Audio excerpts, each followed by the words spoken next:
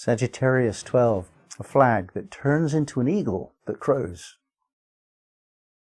Now the flag indicates our allegiances, and we are bound up by the loyalties that we have to our country, our family, our friendship group, our community, and our way of being. All of these things represent a force in our lives which are really strong indeed.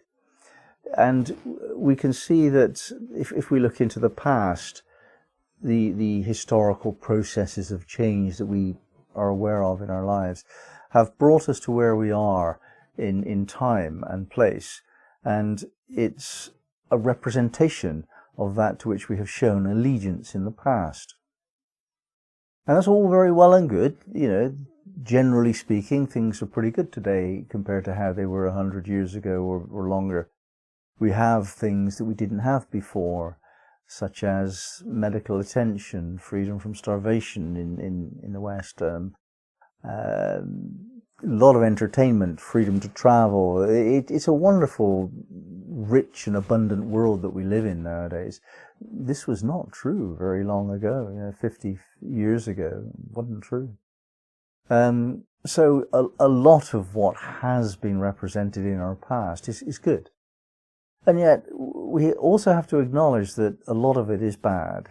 It's not okay, the level of injustice in the world, the lying, the politicians and marketing people and everyone actually, the propensity of addiction that we have, the fascination with violence. There's some really nasty things that we've got in our species behavior. And a certain group of people, very loosely defined, called the New Age, around in the 60s started to bring attention to this rather more than had ever been done before. An attempt was done around the 1890s with the Theosophists, but because of wars they didn't really make as much impact as did the hippies in the 60s and their generation of love and the musical revolution at the same time as the microchip revolution. These two things happened simultaneously, birthed in the 60s. And we've grown through the evolution from that to a position now in 2020 where it's gone too far. Technology has taken us to a point of ridiculous proportions. The revolution of personal freedom has taken us to levels where we can have whatever we want, and so we have lost the quality of appreciation and so on. So something's wrong and needs to be fixed. So in this image, the flag turns into an eagle. Now what we know about an eagle is it flies high. It sees things first. It sees the dawning of a new day first. And it crows. And what it says is, look, a new day is dawning, because it sees it first. That's what the image metaphorically suggests.